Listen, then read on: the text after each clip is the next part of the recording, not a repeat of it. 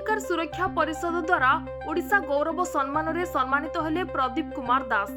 गजपति जिला सदर महकुमा स्थित ग्रामीण आत्मनियुक्ति प्रशिक्षण अनुष्ठान गजपति पारालाखेमुंडीर प्राध्यापक तथा शिक्षा संयोजक रूपे कार्यरत प्रदीप कुमार दास मानवाधिकार सुरक्षा परिषद द्वारा ओडिशा गौरव सम्मान रे सम्मानित होइछंती। भुवनेश्वर होटेल मेफेयर लागुन आयोजित ओडिशा गौरव सम्मान पुरस्कार 2026 रे तांकु सम्मानित करा जायतिला। सेही सम्मान पाइथिबारु आयोजक एवं भारत सरकार द्वारा अनुमोदित मानवाधिकार सुरक्षा परिषद को निजर कृतज्ञता ज्ञापन करिसेंती।